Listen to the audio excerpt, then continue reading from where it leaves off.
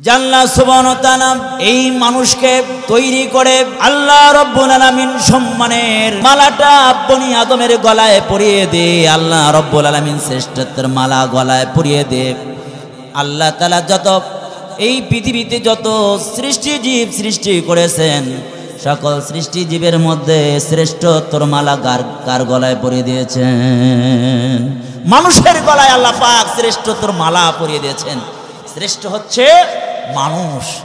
এই জন্য গোটা পৃথিবীতে যা কিছু দেখি সব কিছু সেবায় নিয়োজিত মানুষের। কার? জোরে বলেন কার? আমার ভাইয়েরা, যদি সূর্যকে বলা হয় তোমাকে কার জন্য বানানো হয়েছে, সূর্য নির্দ্বিধায় বলবে আমাকে আশরাফুল মাখলুকাত মানুষের জন্যই তৈরি করা হয়েছে। সুবহানাল্লাহ। সূর্যকে কার জন্য বানানো হলো? মানুষের জন্য বানানো হলো। এই জন্য তো সূর্যের আলো কখনো মানুষ গ্রহণ করার জন্য যায় না। এই জন্য মানুষের ঘরে ঘরে দাঁড়ে দাঁড়ে সূর্যের আলো যিনি পৌঁছায় দেওয়ার ব্যবস্থা করে দিয়েছেন তিনি কে?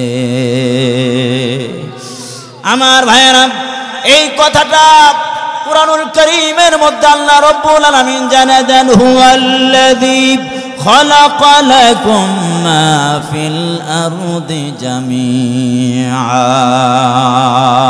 সুবহানাল্লাহ পড়েন। আল্লাহ রাব্বুল আলামিন বলেন, হুয়াল্লাযী খালাকা লাকুম মা ফিল আরদি জামিআ। আল্লাহ তাআলা ডেকে ডেকে বলে, ও বান্দা, পৃথিবীতে যত কিছু তাকায় দেখো, তোমার দৃষ্টির সীমার মধ্যে যা কিছু ধরে, সীমার বাহিরে যা কিছু রয়েছে, যা কিছু দেখো না রে বান্দা, যা কিছু বানাইছি কেবলমাত্র তোর জন্য আমি আল্লাহ তাআলা এত কিছু বানাইলাম। সুবহানাল্লাহ। সব কিছু বানালেন আল্লাহ তাআলা আমাদের জন্য। এই খেয়াল করেন, এই যে আকাশ বলেন, জমিন বলেন, পাহাড় বলেন, পর্বত বলেন, কার জন্য বানাইছে? আওয়াজ করে বলেন মর্দে মুমিনের মতো, কার জন্য বানাইছেন? এই মানুষের জন্য বানাইলেন। আর মানুষকে কার জন্য বানাইলেন? আল্লাহ রাব্বুল আলামিন কুরআনুল কারীমের মধ্যে জানিয়ে দেন, ওয়া মা খালাকাতুল জিন্না ওয়াল ইনসা ইল্লা লিয়াবুদুন।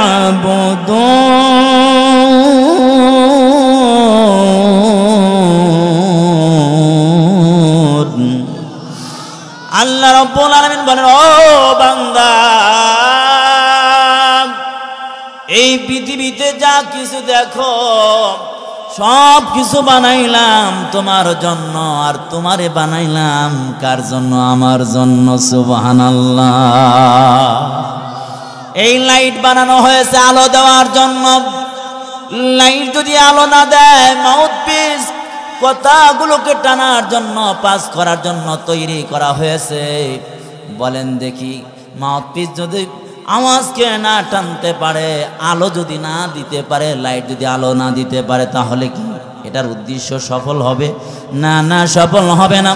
মানুষ তৈরির আমার ভাইরা প্রধান টার্গেট হলো মানুষ কি করবে? আল্লাহ তাআলার দাসত্ব করবে। গোলামিয়ত্বর মালা আল্লাহ তাআলা মানুষের গলায় পরিয়ে দিয়েছেন। সুবহানাল্লাহ। আমরা হচ্ছি গোলাম আর আল্লাহ হচ্ছেন মালিক। খেয়াল করেন ভাই, তাহলে আল্লাহ তাআলা হচ্ছেন রব আর আমরা হচ্ছি তার গোলাম। আল্লাহ রাব্বুল আলামিন সূরা বাকারার 28 নম্বর আয়াতের মধ্যে জানিয়ে দেন, কাইফা তাকফুরুনা বিল্লাহ।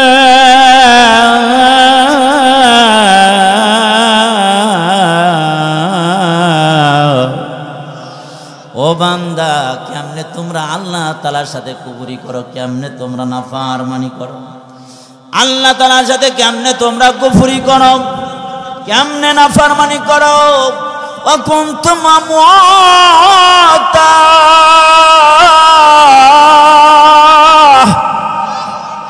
এই মিয়া, বাড়িতে গিয়ে আল্লাহু আকবার বলবেন। আল্লাহু আকবার বললে সওয়াব আছে না নাই? পাবনা একবার প্রোগ্রাম করার জন্য গেলাম, কর্তৃপক্ষ বলে হুজুর বেশি বেশি জিকির করেন। বললাম কারণটা কি? ওয়াজ করা বাদ দিয়ে বেশি বেশি জিকির করবো কি? কয় হুজুর ওয়াজ তো বেশি মানে না, জিকিরটা কমপক্ষে করলে উপস্থিত লাভ আছে না নাই? কয় এই জন্য বেশি বেশি জিকির করাবে যাতে উপস্থিত লাভ হয়। কি লাভ? সওয়াব হয়। আল্লাহু আকবার বললে এমনও সময় পার করেছি আল্লাহু আকবারের ধ্বনিটা ইচ্ছা মতো বলতে পারি না, এমন সময় কি যায় নাই বলেন দোস্ত? বলে সব কিছু বলবেন, নারা লাগায়েন না, তাকবীর লাগায়েন না, কারণ তাকবীর দিলে এই দেশের কিছু মুনাফিকের গোষ্ঠীর কলিজার মধ্যে আগুন ধরে যায়। বুঝতে হবে তাকবীর দিলে আল্লাহর ধ্বনি শুনলে, কারো গাত্রদাহ শুরু হয়ে গেলে, কলিজায় আঘাত করলে মুসলমানিয়ত তো বাকি নাই। লেভেলে মুসলমান যদি হয় কিন্তু মালটা মেড ইন মদিনার নয়, মেড ইন জাপানে পরিণত হয়ে গেছে, অথবা মেড ইন আমেরিকায় হয়ে গেছে, ওটা মেড ইন মদিনার নাই, ওটা মুসলমানিয়তের দপ্তরের নাম কেটে দিয়ে ওটা কি হয়ে গেছে, মুনাফিক অথবা কাফেরদের দপ্তরে তার নামটা চলে গেছে। জোরে বলেন ঠিক কি ঠিক না? আমার ভাইয়েরা, এই জন্য আল্লাহর নাম যখন আসবে, আওয়াজ যখন দেওয়ার প্রয়োজন হবে, মুমিনরা আওয়াজ দিবে। আমার ভাইরা, এই দেশে যারা হিন্দু, যারা জালেম ছিল, জমিদার ছিল, এই দেশের গৌর গোবিন্দর আমার ভাইরা ভিতকে নষ্ট করে দিয়েছে, ধ্বংস করে দিয়েছে। আমার ভাইরা শাহজালাল ইয়ামানি মুজাররদি রহমাতুল্লাহ আলাইহি বাংলার জমিনে এসে তাকবীর আর আযান দে এই দেশের দাদা বাবুদের ভিতকে ধ্বংস করে দিয়েছে। জোরে বলেন ঠিক কি ঠিক না? আজও যদি ওই দাদা বাবু নাম আমার ভাইরা বাংলার দিকে বাঁকা নজরে তাকায়, মুসলমানরা কখনো দুর্বল না। বাংলার জমিন রাষ্ট্র ছোট হলেও আমরা ওই দাদা বাবুদের নেতৃত্ব আর কর্তৃত্ব আমরা মানতে চাই না। জোরে বলেন ঠিক কিনা? যতদিন ভোগ করেছো, ভোগ করার টাইম এখন শেষ। অঙ্ক আমার গন্ডায় গন্ডায় গুনে আমরা হিসাব নেব। তোমাদের সাথে এখন হিসাব চলবে। তোমাদের আমরা কখনো গোলামিয়তের জিনজির আমার বাইরা গ্রহণ করব না। প্রয়োজনে যদি আবার এই দেশে তোমরা বাঁকা নজর দিয়া এই দেশে অস্থিতিশীল করতে চাও, বিভিন্ন সময় বিভিন্ন রূপে এই দেশের মধ্যে যদি অশান্তি তৈরি করতে চাও, এই দেশের আপামর জনসাধারণ, তৌহিদি জনসাধারণ আবার বাংলার রাজপথে নামার জন্য তৈয়ার আছে। জোরে বলেন ঠিক কি ঠিক না? আমার ভাইয়েরা, ৭১ সালে এই দেশকে স্বাধীন করার জন্য যেইভাবে জীবন দিয়েছে, প্রয়োজনে আবার এই দেশের স্বাধীনতা রক্ষার জন্য যদি আবার ডাক এসে যায়, এই দেশের তৌহিদি আপামর জনসাধারণ দেশের স্বাধীনতা রক্ষার জন্য প্রাণ দেওয়ার জন্য কে কে তৈয়ার আছে? হাত তুলে তাকবীর দাও। আল্লাহ পাক কবুল করেন, বলুন আমিন। আমার ভাইরা, বলতেছিলাম সূরা বাকারার ২৮ নম্বর আয়াতের মধ্যে আল্লাহ পাক তুলে ধরেন, কাইফা তাকফুরুনা বিল্লাহি ওয়া কুনতুম আমওয়াতান ফাআহইয়াকুম। আল্লাহ রাব্বুল আলামিন বলেন, বান্দা, এই বান্দা, তোমরা কি একটু হিসাব করে দেখো নাই? তোমাদেরকে দুনিয়ায় পাঠানোর আগে তোমরা সবাই মুর্দা ছিলা, তোমরা কেউ জীবিত ছিল না। ফাহিয়াকুম, আমি আল্লাহ তাআলা তোমাদের জীবিত করলাম, জীবন দান করলাম। এই বান্দা, সূরা তাহারের মধ্যে লক্ষ্য করে দেখো, আল্লাহ রাব্বুল আলামিন সূরা তাহারের মধ্যে জানায় দেন, হাল আতা আলাল ইনসানি হিনুম মিনাদ দাহরি লাম ইয়াকুন শাইআম মাযকুরা। আল্লাহ রাব্বুল আলামিন ডেকে বলে, ও বান্দা, এমন সময় কি যায় না যেই সময়ে তোমাদের নাম নেওয়ার মতো কেউ ছিল না, উল্লেখিত বস্তু হিসাবে পরিগণিত ছিল না। বলেন যারা এখানে আছেন, বলেন দেখি ১০০ বছর আগে আমাদের কেউ কি নাম জানতো? ১০০ বছর আগে আমাদের কেউ ডাকতো? কথা বলেন, একটু আওয়াজ দিয়ে বললেন। গাজীপুরের মানুষটা তো মগা না, বোঝেননি কথা? গাজীপুরের মানুষ হলো গাজীর দেশের মানুষ। আমার ভাইরা এই জায়গা থেকে সব সময় আওয়াজ আগে উঠেছে, এই জন্য চিল্লা বলেন আল্লাহ তাআলার নাম জোরে করে আওয়াজ দিয়ে নেওয়া যাবে কিনা? এই জন্য তাকবীর দেন, লিল্লাহে তাকবীর। আরো জোরে সবাই দিবে লিল্লাহে তাকবীর। তারপরে দেখবেন শয়তানে অন্তর মধ্যে এমন বসবে, বাসা বাসে কয় সবাই তো দিতেছে, আমি না দিলে টের পাইব, বয়ে রয়েছে চুপ করে। কার নাম বলা হইতেছে? লাভ আছে না নাই? এবার তাকবীর দিন সবাই সমস্বরে, লিল্লাহে তাকবীর। পরিবেশ একটু মোটামুটি গুছাই গেছে। হুজুর আসলে আমার বন্ধু মানুষ, মুসলিম মৌলানা সাদ আহমদ সাদি, ওনার সাথে 2টা প্রোগ্রাম করেছি বাকুল্লাতে গত বছর। উনি বয়ান করবেন, উনি অল্প টাইমের মধ্যে আসবেন। আমি পরিবেশ তৈরি করতেছি। আমার ওয়াজ তো এই গাজীপুরে, এই কাশেমপুরে কতবার যে শুনছেন, বহুত শুনেছেন। তাই বলে কি আজকে শুনবেন না? শুনবেন তো? আল্লাহ আল্লাহ। আমার ভাইরা, আল্লাহ পাক বলেন বান্দা আমি তোদেরকে বানাইলাম আর তোদের জন্য সবকিছু তৈরি করলাম, সবকিছু দিলাম, সবকিছু রেডি করলাম, তোমরা কিন্তু কুফরি করো না। এই দেশের মধ্যে কুফরিকে বন্ধ করার জন্যই উলামায়ে কেরাম সব সময় চেষ্টা করছে। জোরে বলেন ঠিক কি ঠিক না? উলামায়ে কেরাম তো কারো সাথে জমি নিয়া কোনো কিছু নিয়া বাদানুবাদ নাই, কিন্তু যখন আলেমরা কুফরির বিরুদ্ধে যখন স্লোগান দেয়, যখন অন্যায়ের বিরুদ্ধে গর্জে ওঠে, তখন দেখবেন এক শ্রেণীর লোক আলেমদের বিরুদ্ধে তখন বাঁকা নজর দিয়ে তাকায়। আছে না নাই? আমার ভাইরা, আল্লাহ রাব্বুল আলামিন জানায় দেন বান্দা সাবধান, আমি তোদের মালিক, আমি তোদের বানাইলাম, এত সুন্দর করে বনি স্ট্রাকচার বানাইলাম। সূরা 3-এর মধ্যে আল্লাহ রাব্বুল আলামিন বলেন লাকাদ খালাকনাল ইনসানা ফি আহসানি তাকওয়িম। বান্দা একটু ড্রেসিং টেবিলের সামনে চেহারাটা একটু ভালো করে নজর করে তাকায় দেখো, পৃথিবীর যত প্রাণী আছে সকল প্রাণীর দিকে একটু নজর করে তাকায় দেখো, দেখবা তোমার মতো এত সুন্দর বডি আর কোন প্রাণীর বানায় নাই। সুবহানাল্লাহ বলেন। আমার ভাইরা, এত সুন্দর বডি বানালো, এত সুন্দর জ্ঞান দান করলো, এত সুন্দর ব্রেন দান করলো। আল্লাহ রাব্বুল আলামিন বলেন বান্দারে তোরে বলার জন্য ভাষা দান করলাম আমি আল্লাহ তাআলা। আল্লামাল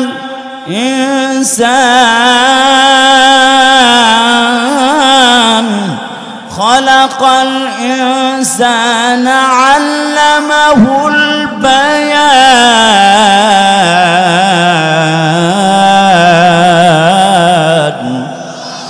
আল্লাহ পাক বলেন আমি বানাইলাম।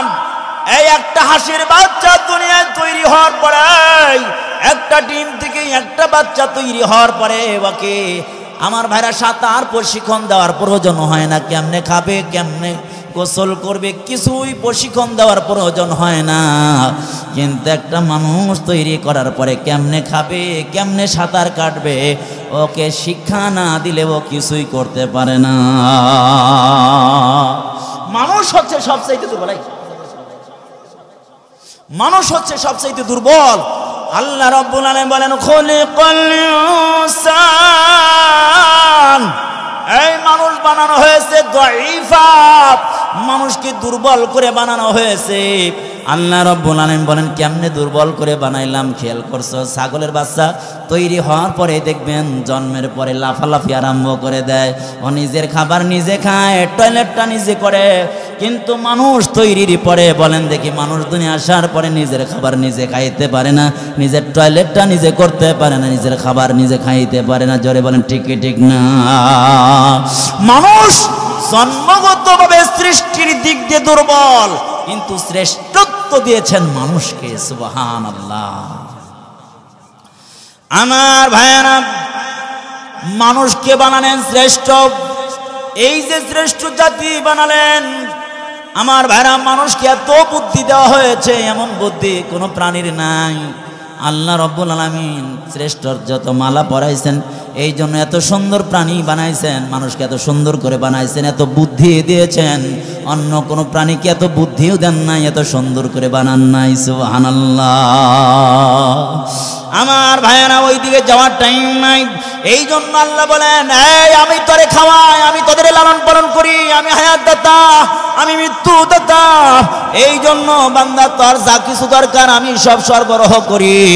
এই জন্য বান্দা মানবি কারে? জরে বলেন। আল্লাহকে মানতে হবে। আল্লাহ হচ্ছে আইনদাতা, আল্লাহ হচ্ছেন বিধানদাতা, আল্লাহ হচ্ছেন সমাজের পরিচালনাকারী। আল্লাহর আইন দিয়ে সমাজ চলবে, ব্যক্তি জীবন চলবে, রাষ্ট্র চলবে। কিন্তু আমরা আল্লাহর আইন কিন্তু সমাজ গড়তে চাই। জোরে বলেন, নিজে চলতে চাই না। যাও চলি, সমাজ চালাইতে চাই না। কারণ ওই সমাজের চোরের আজানে সমাজের মধ্যে আল্লাহর আইন যদি চলে আসে, সমাজের চোররা চুরি করতে পারবে না, ডাকাতরা ডাকাতি করতে পারবে না, ধর্ষণকারীরা ধর্ষণ করতে পারবে না। আল্লাহর আইন এই জন্য ওরা সমাজে প্রতিষ্ঠিত হতে দিতে চায় না। চিল্লাবো ঠিক কিনা? আমার ভাইরা ও বন্ধু, আজকে যদি সমাজে রাষ্ট্রে যদি আল্লাহর কোরআনের বিধান থাকতো, তাহলে কোটি কোটি টাকা এই দেশ থেকে পাচার হইয়া অন্য দেশে যেতে পারতো না। জোরে চিল্লা বলেন ঠিক কিনা? আমার ভাইরা কোনো মানুষ বঞ্চিত হতো না, এই রাস্তাঘাটে চলতো, কেউ ধর্ষিত হতো না। আমার ভাইরা আজকে দুর্বলরা সবলের দ্বারা আক্রান্ত হয়ে যাচ্ছে। আজকে দুর্বলরা দেখবেন থানায় গিয়া বিচার পায় না, আদালতে গিয়া বিচার পায় না, টাকা নাই, ক্ষমতা নাই। সমাজে আমার ভাইরা দুর্বলদের বিচার নাই, থানায় বিচার নাই। এই কারণটা কি?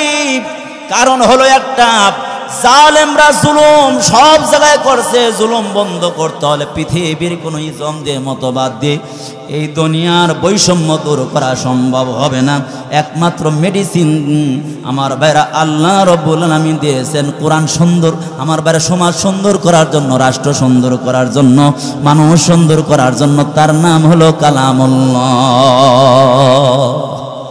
আল্লাহ পাক কোরআন দিয়েছেন, মানুষের জীবনকে সুন্দর করার জন্য গাইড বুক দিয়েছেন। আমার ভাইরা এই কপালটা যেন পৃথিবীর কোন মানুষের সামনে না নয়, মাথা নত না করে। আমার ভাইরা 1990 সালের আগের কথা বলি। আল্লামা দেলোয়ার হোসেন সাইদি রহমাতুল্লাহ আলাইহি যখন সিরাজগঞ্জে গিয়েছিলেন, আমরা তখন ছাত্র মানুষ, হুজুরের জবানে আমরা একটা বয়ান শুনেছিলাম, কথা শুনেছিলাম। আল্লামা সাইদি রহমাতুল্লাহ আলাইহি বললেন, এই সংসদের মধ্যে যখন ঢুকতে হয় মাথাটা নুয়াইয়া, মাথাটা নিচু কইরা সম্মান জানাইয়া ঢুকতে হতো। সাইদি রহমাতুল্লাহ বলেন, আমরা যখন শরিক দল হইয়া যখন ক্ষমতায় গেলাম, এই আইনটা সর্বপ্রথম বাতিল করলাম মানুষের সামনে। কারণ সংসদ তো একটা আল্লাহর সৃষ্টি জীব, কোন সৃষ্টির জীবের সামনে কোনো মানুষ মাথা নিচু করতে পারে না। চিল্লা বলেন ঠিক কি ঠিক না? মানুষ কারো কাছে মাথা নত করবে না, একমাত্র মাথা নত করবে কার কাছে? আরো চিল্লা বলেন কার কাছে? এই জন্য আল্লাহ পাক শিরকের গুনাহ আল্লাহ পাক মাফ করবে না। যত গুনাহ করো আল্লাহ চাইলে মাফ করতে পারেন, না করলে নাও করতে পারেন, কিন্তু শিরকের গুনাহ আল্লাহ পাক কখনো মাফ করবে। এই জন্য আমার ভাইয়েরা, কিয়ামতের ময়দানে 5 শ্রেণীর মানুষকে আল্লাহ রাসূল শাফাত করবে না। তার মধ্যে 1 শ্রেণীর মানুষ হলো মুশরিকুন, যারা মুশরিক করবে। এদেরকে আল্লাহ রাসূল কিয়ামতের ময়দানে শাফাত করবে না, এবং কি আল্লাহ তাআলা তাদের দিকে রহমতের নজর দিয়ে তাকাবে না। বিনা হিসাবে জাহান্নামের ফয়সালা হয়ে যাবে। কারণ আল্লাহ খাওয়ায়, আল্লাহ পালে, ওই আল্লাহর সাথে আবার তুমি শরীক করেছো। বলেন দেখি, আপনার বিবি যদি আপনি টাকা এরকম ভাবে লালন পালন করেন, তার চাহিদা পূরণ করেন, সব কিছু করেন, কিন্তু মাঝে মাঝে যদি অন্য পুরুষের কাছে টাইম দেয়, তাহলে কি বলেন সুস্থ জ্ঞানের অধিকারী কোনো পুরুষ এটা মানবে? এটা মানতে পারে না। মানুষের আত্মমর্যাদায় লাগে, এই জন্য মানবে না। তদ্রূপ ভাবে আল্লাহ বলে, ওই বান্দা আমি খাওয়াই, আমি সব কিছু দেই, আমি হায়াত দাতা, আমি রিজিক দাতা, আমি পানি দেই, আমি গরু ছাগল যা কিছু তাদের দরকার খাবারের জন্য ব্যবস্থা করলাম। বান্দা এরপরে আবার তুই আমার সৃষ্টি জীবরে, তুই আমার সমকক্ষ যদি মানুষ, তাহলে আমি আল্লাহ তাআলা এত রাগ হয়ে যায়, এত গোসা হয়ে যায়, আমি আল্লাহ তাআলা কশিনকালেও তোকে মাফ করব না। আমার ভাইয়েরা, হযরত লোকমান হাকিম তার সন্তানকে যখন বললেন, এই সন্তান, ইয়া বুনাইয়া লা তুশরিক বিল্লাহ, হে কলিজার টুকরা সন্তান, আল্লাহ তাআলার সাথে শরীক করো না। ইন্নাশ শিরকা লাযুলমুন আযীম।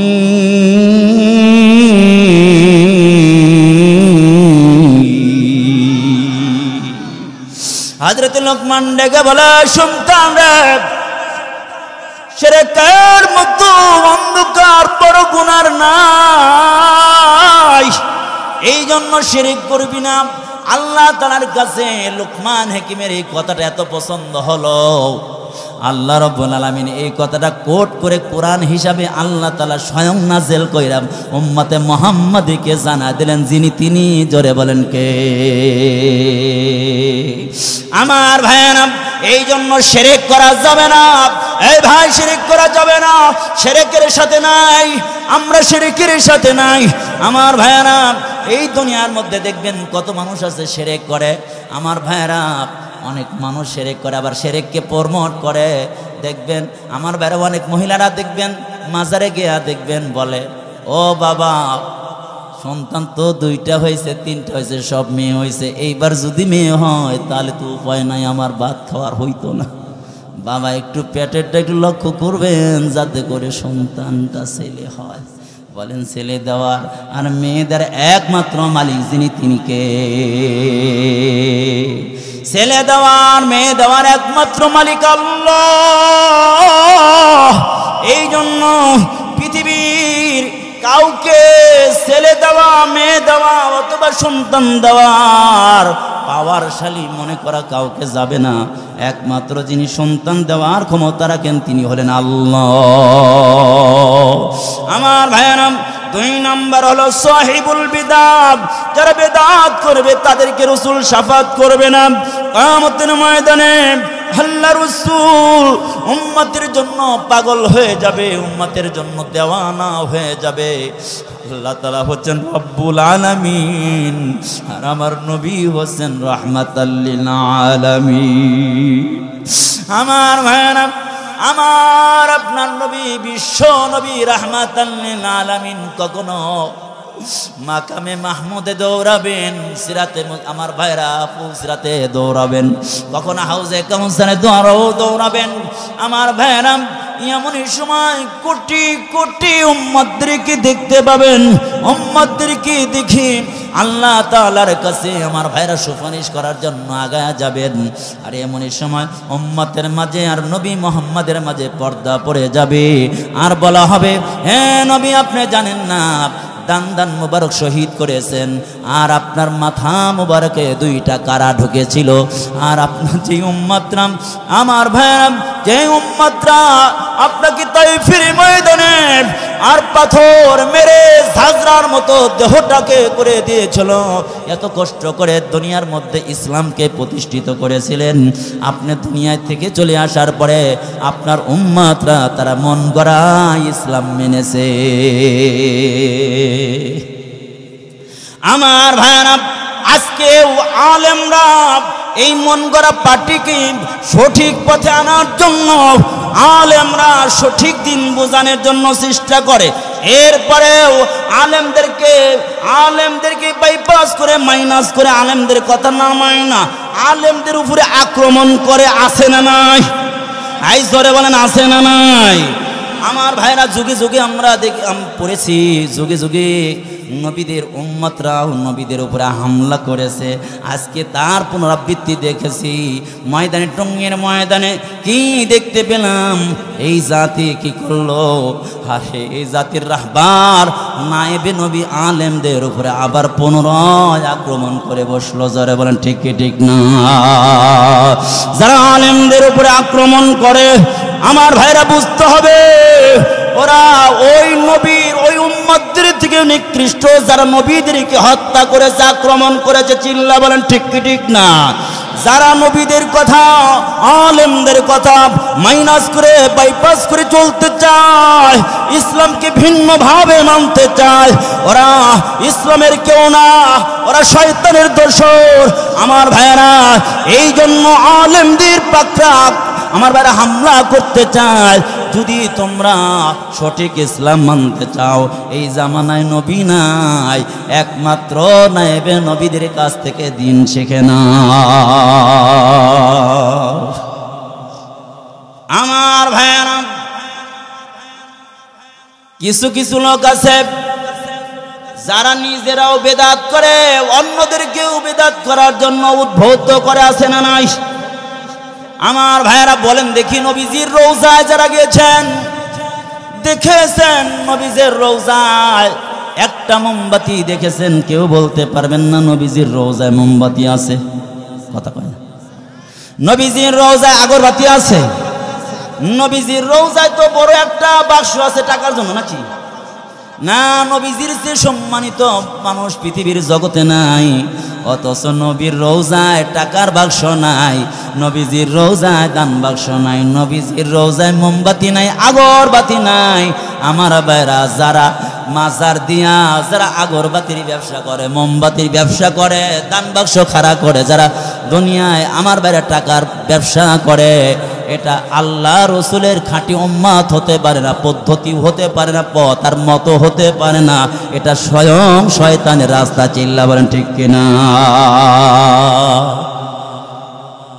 কত হিফজখানা আছে, কত এতিমরা আছে যারা টাকার অভাবে খেতে পাচ্ছে না, করার সুযোগ পাচ্ছে না।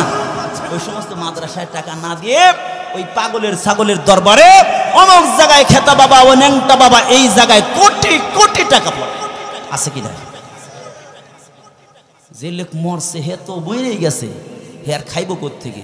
কিছু সন্ত্রাস আছে, গডফাদার আছে, এগুলোকে কন্ট্রোল করে, তারা খাচ্ছে। চিল্লা বলেন ঠিক কি ঠিক না? আমার ভাইয়ানা, 3 নাম্বার হলো আল হাকিমুজ জালিম। যারা স্বৈরা শাসক হবে কিয়ামতের ময়দানে রাসূলের শাফাআত পাবে না। মিশরের বাদশাহ হওয়ার আগে ফিরাউন ছিল একটা তরমুজ ব্যবসায়ী আর একটা কবরস্থানের পাহারাদার ছিল। আল্লাহ তাআলা ওই জায়গা থেকে উঠে এনে আস্তে আস্তে মিশরের প্রেসিডেন্ট বানায় দিলেন।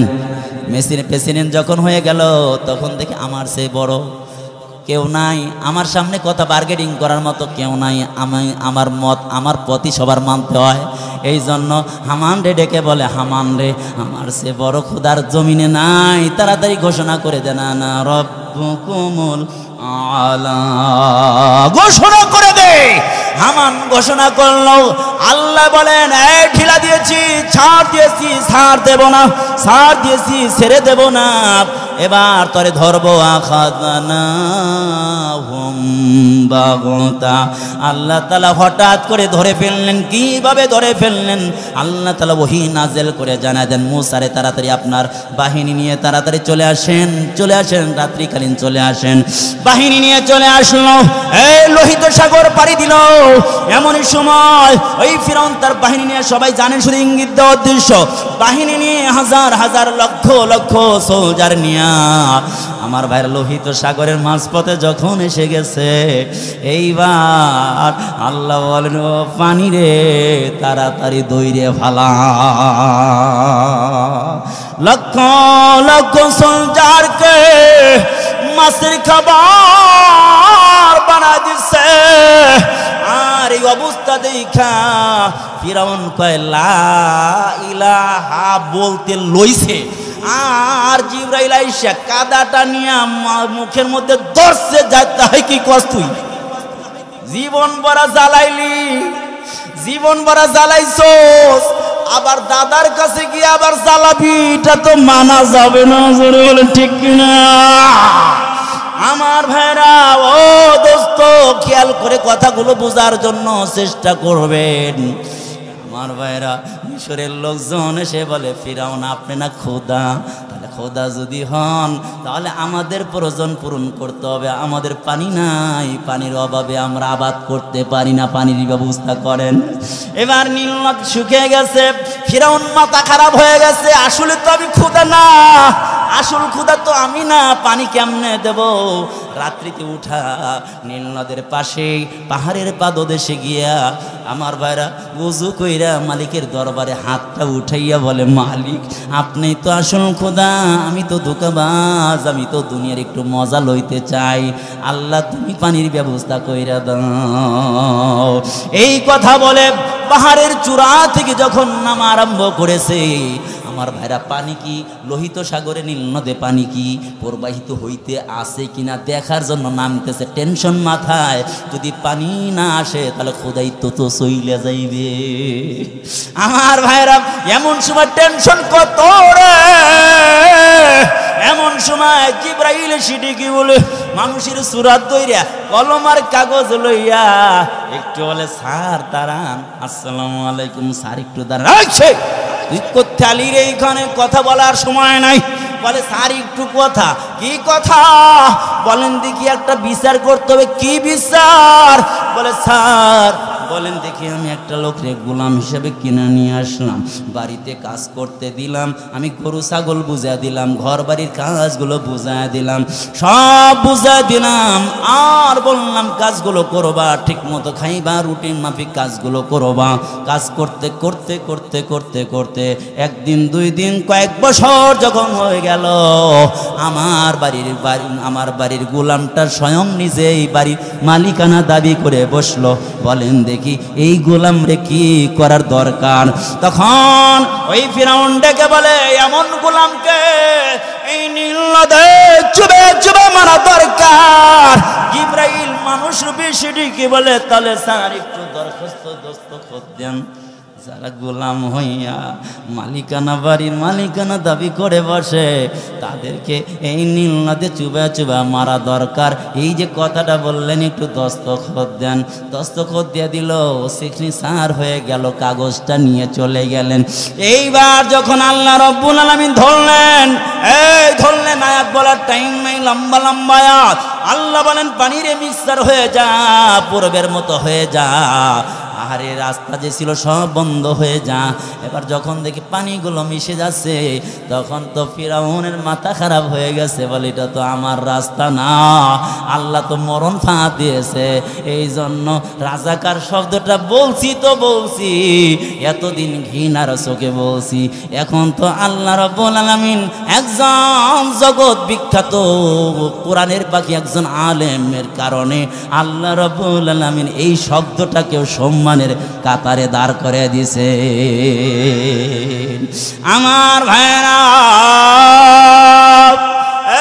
এই ফিরাউন যখন লা ইলাহা ইল্লাল্লাহ বলবে, মূসা কালিমুল্লাহ বলবে, এবার জিবরাইল এসে দস্তখতওয়ালা কাগজটা সামনে পেশ করে, দেখো বলো দেখি দস্তখতটা কার? দস্তখতটা তো আমারই মনে মনে হইতেছে আমার। ভাই তুই জানোস না, না ফারমান, তুই তো ছিলি গোলাম, কিন্তু কেমনে তুই বলি আনা রব্বুকুমুল আলা, আমি সবচেয়ে বড় খোদা। তুই ছিলি গোলাম, তুই গোলাম হইয়া কেমনে তুই খুদা দাবি করলি, খুদাই তো দাবি করলি। আজকে তোর উপায় নাই, উপায় নাই, আল্লাহ তরে দইরে ফেলাইছে, তরে শুটকি মাছ বানাইয়া মিশরের পিরামিড জাদুঘরে কিয়ামত পর্যন্ত রাইখে দিবে। যারা সৈরা শাসক হবে, যারা জুলুম করবে, আলেমদের উপরে জুলুম করবে, নেককার বান্দাদের উপরে জুলুম করবে, বিভিন্ন সময় বিভিন্ন সূরাতে আল্লাহ তাআলা শায়েস্তা করেন। এক এক সময় আমার ভাইরা নৌকা ডুবাইয়া, এক এক সময় পানির মধ্যে চুবাইয়া, এক এক সময় হেলিকপ্টারের মাধ্যমে পালাইয়া পালাইয়া, জোরে বলেন ঠিক কিনা। আমার ভাইরা বলতেছিলাম, ও দোস্ত, আল্লাহ তাআলা জালেমকে কি করবে না? ছাড়বে না। আল্লাহ রাসূল বলেন জালেমদেরকে শাফাত করবে না। 4 নাম্বার হলো কুল্লু গালিন, প্রত্যেক ওই অপরাধী যে অপরাধ করবে নিজে দোষ চাপা দিবে, অপরের উপরে হামলা করবে একজন, মামলা পড়বে আর একজন। আছে কি নাই? আমাদের সমাজে এই ধরনের লোক আছে না? অন্যায় করে একজন, তার সাজা ভোগ করে আর একজন।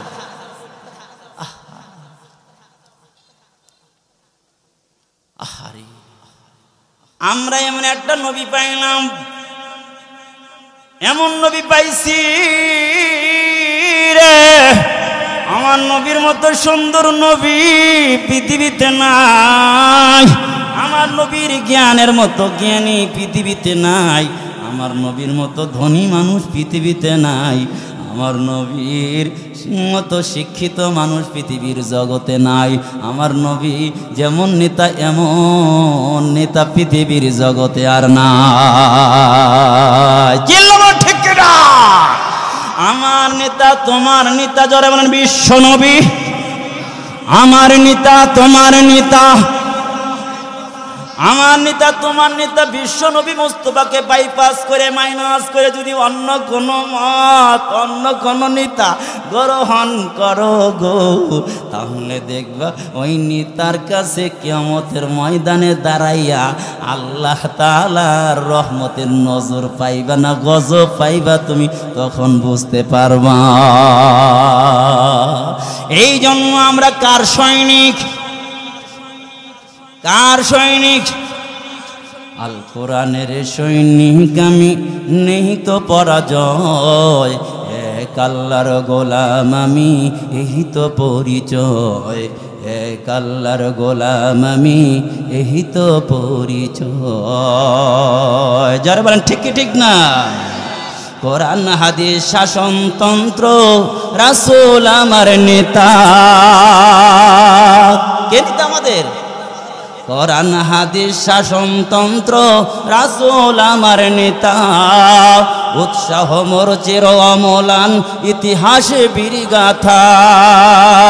এক আল্লাহ ছাড়া আমার দিলে, এক আল্লাহ ছাড়া আমার দিলে নেই তো কারো ভয়, এক আল্লাহর গোলাম আমি, এই তো পরিচয়, এক আল্লাহর গোলাম আমি, এই তো পরিচয়। ঠিক কিনা? আল্লাহ আমরা কিসের সৈনিক? আল্লাহর সৈনিক, কোরআনের সৈনিক, রাসূলের সৈনিক। কিল্লা বলেন ঠিক কিনা? কষ্ট হইতেছে। রাসূলের মধ্যে 4টা গুণ আছে, যেই গুণ পৃথিবীর কারোর মধ্যে নাই। আমার ভাইরার কোন নেতার যদি চেহারা সুন্দর হয়, টল ফিগার, দেখতে উঁচা লম্বা মোটা তাজা, আছে না? যদি থাকে লগে টাকা, তাহলে পড়বে না জীবনে ফাঁকা। আমার ভাইরা আছে টাকা, বা টল ফিগার, অনেক উঁচা লম্বা মোটা তাজা সুন্দর, টাকা পয়সা আছে, লাঠিয়াল বাহিনী আছে, জ্ঞানও ভালো আছে, শিক্ষা দীক্ষা ভালো আছে, তাকে মানে কি মানে না? কথা কয় না। আমার নবীর মতো এত সুন্দর নবী, এত সুন্দর চেহারাদারি মানুষ পৃথিবীর জগতে আল্লাহ তাআলা আর বানাবে না। আয়েশা বলেন আমার নবী এত সুন্দর, পৃথিবীর কোনো মানুষ ঘরে থাকলে অন্ধকার দূর হয় না। দূর হবে? জোরে বলেন দূর হবে। আপনার নবী ঘরের মধ্যে অন্ধকার, ঘরের মধ্যে থাকলে অন্ধকার ঘর আলোকিত বানায় দেন যিনি, তিনি কে? আয়েশা ডেকে বলে আমার হঠাৎ করে একটা সুই পড়ে গেল, ঘরের মধ্যে ল্যাম্প নাই, কপি নাই, বাতি নাই, আলো নাই। আমি অপেক্ষা করলাম রসুল যখন আসবে, রসুলের চেহারার আলো দেখে দেখে আমি সুই সুতার কাজ করব, সুইটা আমি বের করে ফেলব। আপনাদের কষ্ট হইতেছে নাকি? ওটা বসা যে করতেছেন, কিছু লোকের পেশাবের জগৎ আছে, কি বলেন? আমার ভাইয়েরা, আয়েশা ডেকে বলে লানা শামসুন ওয়ালিল আফাকে শামসু ওয়া শামসি আফজালু শামসি সামাই ফাইন্না শামসা তাতলু বাদাল ফাজরি ওয়া শামসি তাতলু বাদাল ইশাই ওয়া শামসি তাতলু বাদাল ইশাই।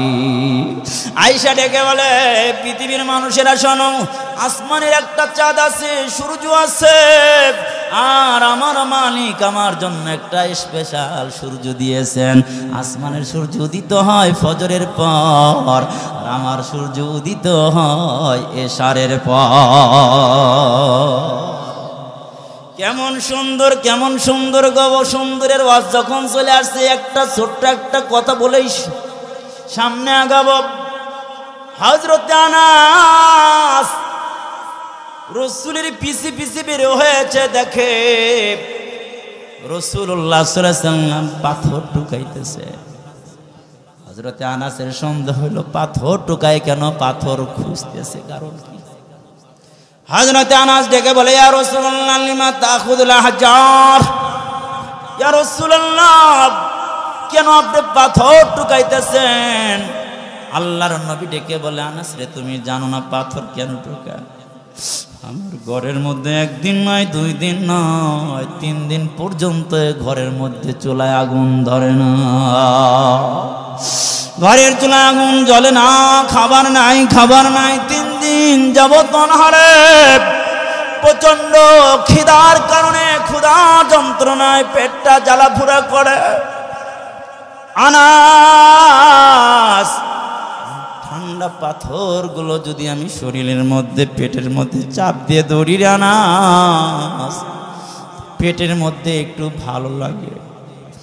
আনাস সঙ্গে সঙ্গে রসুলের অনুসরণ আরম্ভ করছে। রসুল খানা বন্ধ করে দিয়েছে, পাথর টুকান আরম্ভ করছে, পাথরটা পেটে লাগায় দেয়। আয় আমি আর তুমি কেমন রসুলের সৈনিক হইলাম, 3 বেলা খেয়ে রসুলের আদর্শগুলো আমি গলায় দিতে পারি না, মানতে পারি না। বলো দেখি রসুলের সৈনিকরা যখন যে আদর্শ সামনে আসছে, সঙ্গে সঙ্গে আমল শুরু করছে। এই তুমি মারা গেলে 3টা কাপড় দিবে রে মা, তুমি মারা গেলে 5টা কাপড় দিবে, মেড ইন মদিনার সিল সাপড় তোমার লেগে গেল। হায়রে কোন মাল, মেড ইন মদিনার তোমার কি লেগে গেছে? কার্টুন লেগে গেছে, সিল সাপড় লেগে গেছে, মেড ইন মদিনার 3টা কাপড় তোমার লাগাই দিছে। দোয়া দরুদ পড়াইয়া ডান কাতে শুয়াইয়া বুঝা দিল, উম্মতে মুহাম্মাদি বুঝা দিল রে বন্ধু। এবার ফেরেশতা জাআহু মালাকান ইদা বুদিয়াল মাইয়াত, তোর পা ধরে বলি রসুল আর কাদাস না, এই দাড়িতে আর খুর দিস না রে দোস্ত। দাড়ি কাটা যে কত গুনাহ জানো না তুমি? ঘুমায় থাকলে এও তারপরে গুনাহ হয়, এমন কোন গুনাহ নাই ঘুমায় থাকলে গুনাহ হয়।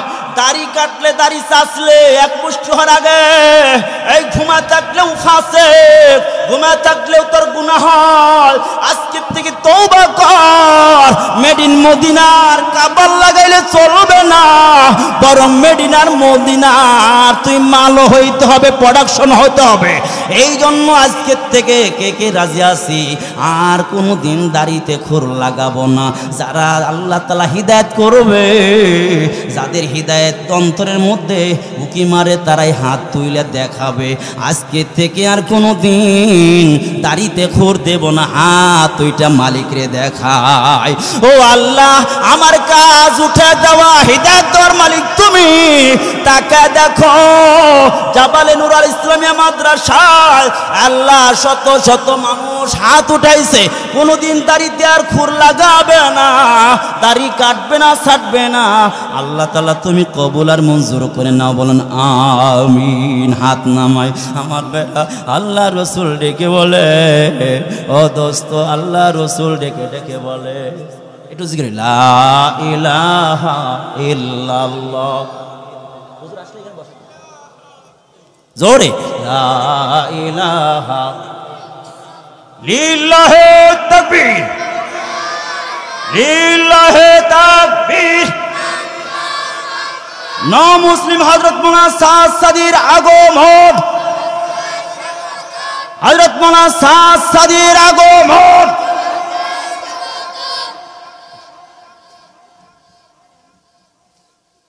উনি হিন্দু থেকে আল্লাহ পাক হিদায়াত দিয়ে মুসলমান বানাইছেন, ওনার ভাইগুলো মুসলমান হয়েছে ওনার হাতে। আল্লাহু আকবার বলবেন না? আরে মেয়ে, এই সমস্ত মানুষের চেহারা দেখলেও তো লাভ আছে। আমি বেশি বিরক্ত করব না, কথাটা বলতেছিলাম শেষ করে ভাইজান দিয়ে দিব। আল্লাহ ইয়া রাসূলুল্লাহ, কেন গো লিমা তাখুযুল আহজার, কেন গো পাথরগুলো তুলতেছে? আল্লাহ রাসূল দেখে বলে, আনাস রে, পেটে বড় ক্ষুধা, ক্ষুধার যন্ত্রণা সহ্য হয় না, এই জন্য পাথরগুলো পেটে ধারণ করলে ভালো লাগে না। আনার সঙ্গে সঙ্গে রেডি হয়ে গেছি, সুন্নতটা আদায় করতে হবে। পাথরগুলো উঠাইয়া আনাস পেটের মধ্যে বেঁধে বাড়িতে গেছে।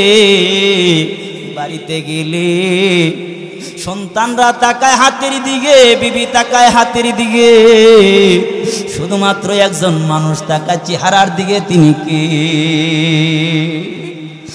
মা চেহারার দিকে তাকাইয়া বলে, আনাস তালহিনা, আয় কাছে আয়, তোর চেহারাটা বড় মলিন দেখা যায়, তুই কি খাবার খাস? আনাস ডেকে বলে, মা আমার রাসূল খাবার খাইলে খাই, না খাইলে না খাই। ঘরের মধ্যে ঢুকলেন আনাস, ঘরের মধ্যে ঢুকে এই কথা বল, দিলের কানটা লাগায় অল্প 5 মিনিট, এদিকে দিলের কানটা লাগায়। রাসূলের ব্যথায় ব্যথিত যদি হতে পারি, রাসূলের মহব্বত নিয়ে যদি যেতে পারি, আবেগ আর মহব্বত ভালোবাসা যদি আল্লাহর দরবারে একটা কবুল হয়ে যায়, কিয়ামতের ময়দানে উম্মতে মুহাম্মাদের সার্টিফিকেট দিবেন আল্লাহ রাসূল, তার লগে আল্লাহ পাক জান্নাতের ফয়সালা করবেন। আনাস ঘরের মধ্যে ঢুকে গেছে, শুয়ে পড়ছে, পাঞ্জাবিতে উঠাইছে, দেখে আনাসের মা, দেখে পেটের মধ্যে পাথর। মা কি আর সহ্য হয়? কয়েকটা খাবার, কয়েকটা খেজুর নিয়ে দিছে। আনাস, তোমার এই অবস্থা কেন? খাবার খাও। আনাস চোখের পানি ছেড়ে কান্দে আর ডেকে বলে, মা আমি এমন নবীর কাছ থেকে আসলাম যে নবীর মা নাই রে বাবা। আমি দেখি নবীর কত মানুষ আঘাত করে, কত মানুষ কথা বলে, কত মানুষ কষ্ট দেয়, কত মানুষ গালি দেয়। নবীর বাবা নাই, মা নাই, নবীর পেটে খাবার নাই, কেউ তো দেখে না। আরে আমি আনাস, আমার মা তুমি। ঘরে আসার পরে আমার চেহারাটা দেখে বুঝতে পারলাম, আমার সামনে খাবার নিয়ে আসলাম। মা বলো তো, মুহাম্মদের মা নাই, বাবা নাই, তারে খাবারটা কে দিবে? এবার আনাসের মা চোখের পানি ছেড়ে কান্দে আর বলে, আনাস তুমি গিয়া মুহাম্মদ রে দাওয়াত দিয়ে আসো, তবে বলবা রাত্রে যেন আসে, কারণ শুনেছি মুহাম্মদের মতো সুন্দর মানুষ আল্লাহ দুনিয়ার জগতে বানায় নাই, আজকে তা বাস্তবে দেখবো রাত্রিতে। আনাস দর দর আল্লাহ রাসূলের দরবারে চলে গেছে। আনাস গিয়া বলে, ইয়া রাসূল আল্লাহ, আমাদের বাড়িতে দাওয়াত। আল্লাহ রাসূল আনাসের আনাস তার মায়ের কথা ব্যক্ত করার আগেই আনাসকে ডেকে বলে, আনাস রে, তোদের বাড়িতে যাব, দাওয়াত খাবো, তবে দিনে যাব না, রাত্রিতে যাব। কারণ হলো আনাস ঘর থেকে রাসূলের দরবারে পৌঁছার আগে মেসেজটা যিনি মুহূর্তের মধ্যে জানায় দিয়েছেন, তিনি কে? জোরে বলেন কে? এই সবাই বলেন কে? আল্লাহ পৌঁছা দিছেন। আল্লাহ মুহাম্মদ সাল্লাল্লাহু আলাইহি ওয়াসাল্লাম রাত্রিতে চলে আসলেন। রাত্রিতে আসার পরে আনাসের মা আনাসরে ডেকে বলে, আনাসরে এই জায়গায় দাঁড়া। আনাসের এইরকম এই যে কাদের উপরে থুতনিটা রাইখা আনাসের মা নাজরাত উম্মু আনাস ইলান নবী সাল্লাল্লাহু আলাইহি সাল্লাম মাররাতান ওয়া নাজারাত ইলাল কামারি মাররাতান, একবার রাসূলের দিকে তাকায় আবার চাঁদের দিকে তাকায়। আনাস দিকে বলে, আমি যেন গরম পানি আমার কাদের মধ্যে পাই। আমি অনুভব করলাম, তাকে দেখি আমার মা আস্তে আস্তে কান্না করতেছে। আমি বললাম, ইয়া উম্মি লিমা তাবকি, ও মা তুমি কেন কাঁদো? আল্লাহর নবীরে দেখে তোমার কি ভালো লাগলো না? তুমি কাঁদো কেন? আনাসের মা ডেকে বলে, আনাস রে, মুহাম্মাদের চেহারার দিকে একবার তাকাই, একবার চাঁদের দিকে তাকাই। আমি কনফিউশনে ছিলাম কোনটা সুন্দর, কিন্তু আমি পরবর্তী বুঝতে পারলাম নবীর চেহারার মধ্যে কোনো কলঙ্কর ছাপ নাই, কোনো দাগ নাই। চাঁদের মধ্যে কলঙ্কর দাগ আছে রে। আল্লাহ রাসূল ইশারা দিয়ে দুই খণ্ড করেছিলেন। আমার ভাইরা, কলঙ্কর দাগ আছে, মুহাম্মাদের চেহারার মধ্যে কোনো কলঙ্কের ছাপ নাই, মুহাম্মাদের চরিত্রের মধ্যে দাগ নাই। আমি সিদ্ধান্ত উপনীত হলাম, মুহাম্মাদের মতো সুন্দর মানুষ আল্লাহর জমিনে আর দ্বিতীয় কেউ নাই। আমার ভাইয়ানা, সুন্দর আওয়াজ করলে শেষ হবে না। এই সুন্দর একটা হলো চেহারা সুন্দর, আর একটা মানুষ সুন্দর। মানুষ সুন্দর কারখানা এই মাদ্রাসাগুলো। এই মিয়া কত বড় শিক্ষিত, পিএইচডি করা, কিন্তু তারপরেও চোর আছে না নাই? যত বড় শিক্ষিত বাংলার জমিনের জনগণ দেখেছে, তত বড় ডাকাত। যত বড় শিক্ষিত তত বড় চোর। কারণ হলো ওর মধ্যে ইসলাম নাই। ইসলাম যখন থাকবে, যত বড় শিক্ষিত হবে তত বড় সৌন্দর্য বাড়বে, তত বড় সম্মানিত হবে। এই জন্যই মাদ্রাসাগুলো দরকার আছে না নাই? মুহতামিম সাহেব বললেন, টাকা কালেকশন তো করা যায় নাই। এই যে একটা মাহফিল, বলেন দেখি, উনি আমার ভাইজান, দুইটা মাহফিল একসাথে করেছি, অনেক মহব্বত তিনি রাখেন, আমি মহব্বত রাখি, অনেক সময় কথা হয়। নতুন মানুষ এই এলাকার জন্য, ন মুসলিম, ইতিহাস আপনাদেরকে বলবে। এই ভাইজান এত দূর থেকে আসছেন, তাকে হাদিয়া দেওয়ার দরকার আসেনি নাই? এত বড় মাহফিল, আমার ভাইরা লক্ষ লক্ষ টাকা খরচ হয়। আমার ভাইরা এই মাহফিলের জন্য, আমার ভাইয়েরা আজকে সহজতা করতে